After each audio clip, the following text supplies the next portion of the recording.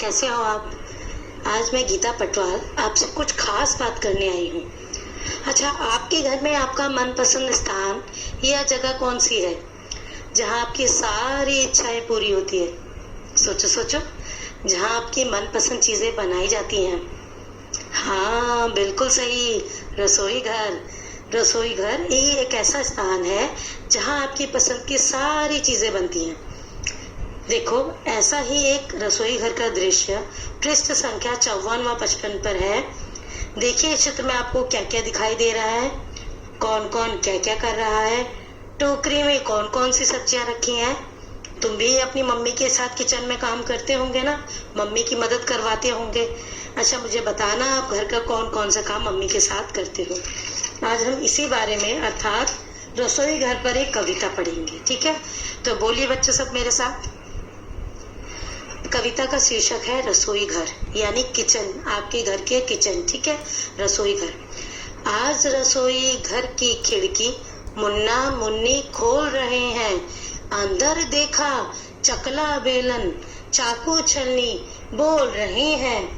देखिए, इन पंक्तियों में कवि कह रहे हैं कि आज मुन्ना मुन्नी नाम के दो बच्चे हैं, उन्होंने रसोई घर की खिड़की खोली और जब रसोई घर खोलकर देखा, खिड़की खोल के देखी रसोई घर की, तो उन्होंने क्या देखा कि चकला बेलन चाकू छलनी, चाकू जानते हो ना जिससे सब्जियां काटते हैं, और छलनी यानी छन्नी जिसे छानते हैं, आटा छानते हैं। सब आपस में बातें कर रहे थे और अपनी अपनी महत्ता बता रहे थे।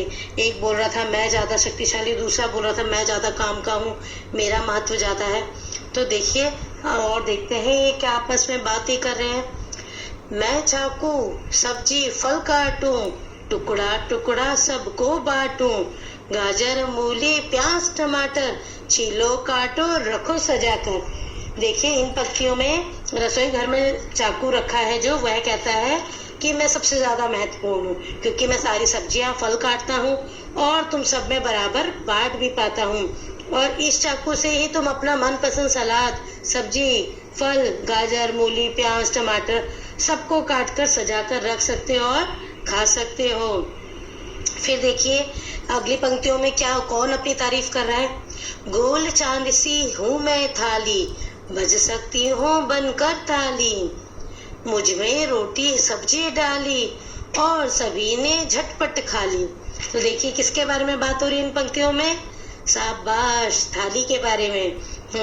इन पंक्तियों में थाली अपना महत्व बता रही है और बोल रही है कि मैं चांद की तरह सुंदर हूँ और एकदम गोल हूँ, और मुझे तुम ताली की तरह बजा भी सकते हो। जैसे ताली बजाने में हाथों से आवाज आती है ना, उससे भी कहीं ज्यादा आवाज तेज मेरी आती है। अगर तुम मुझे बजाओगे तो मेरी ताली से भी तेज आवाज आ सकती है, और सभी तुम मुझ में रोटी सब्जी डालकर झटपट खा लेते हो।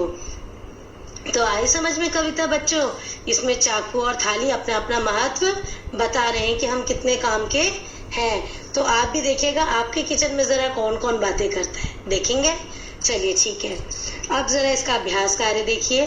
तो खोलिए पृष्ठ संख्या 57 और उसमें आपको कुछ चित्र दिए गए हैं जिनमें रसोई घर में प्रयोग होने वाली चीजें दी गई हैं। आपको उनका काम लिखना है।